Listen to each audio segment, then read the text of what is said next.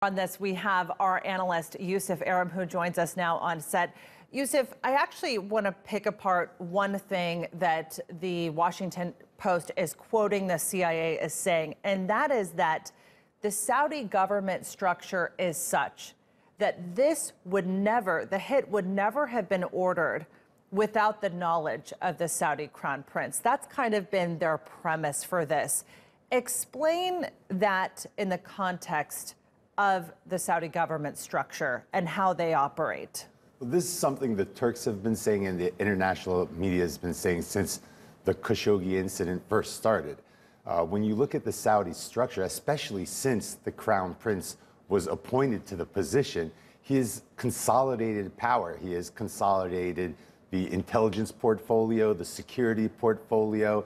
He has taken the finances of rivals. He has arrested rivals, detained rivals, and he has brought an absolute rule.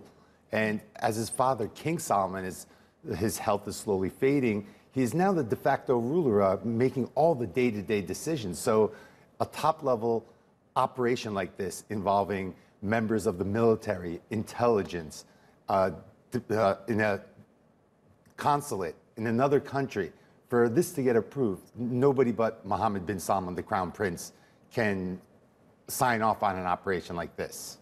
Looking at these revelations that there's an intercepted phone call from the Saudi crown prince, his brother, who is a Saudi ambassador to the U.S., and also just, again, a senior aide to the crown prince.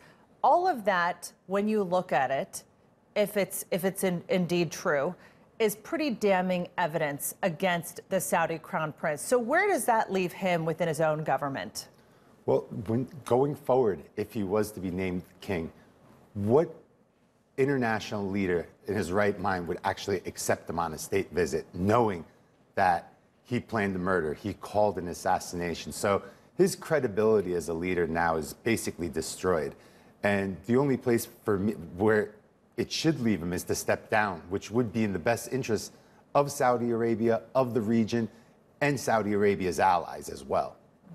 What do you think, in light of these recent revelations, what do you think the Turkish government will expect the U.S. to do in response to this? Well, the U.S. just earlier this week called for sanctions, imposed sanctions on 17 Saudis. That was a step, but now they need to do a lot more. It's murder at the highest level, a state-sanctioned murder. They either need to sanction the state or they need to help remove the person representing the state that called for this assassination. And I believe Turkey will find the U.S. much more receptive now that the CIA has come out with this revelation that Mohammed bin Salman called for the assassination. So Turkey will continue putting pressure on the U.S. because the U.S. is the country that can affect Saudi Arabia and the King Salman's decision-making more than any other country. Turkey will try to apply pressure themselves, but it will be the U.S. who will be the main player in forcing Saudi Arabia to make the right decisions to appease the international community regarding that steps have been taken to punish those who were involved in Khashoggi's murder. And Yusuf, just quickly before we have to pivot to some other news, I just wanted to ask you, one suggestion is that the U.S. could use this to draw back its military support of Saudi Arabia in Yemen. Why do they need the excuse to do that, especially when there's a lot of lawmakers in Washington already? Like, why are these two issues tied together in the first place? Frankly, they shouldn't be tied together. Yemen is a totally different scenario. It's a humanitarian disaster. It should have been taken care of a long time ago. Why the United States turned a blind eye to Yemen for so long?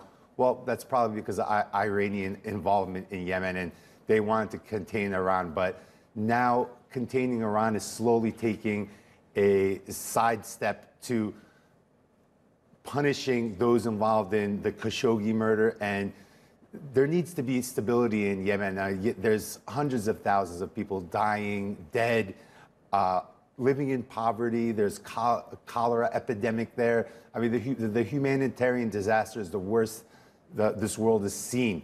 This is quoted by UN officials, quoted by officials from other health and aid organizations as well. And America really needs to step up their efforts and end what's going on in Yemen right now. All right, Yusuf Erim, thanks so much for joining us and putting all of that into context. Appreciate it.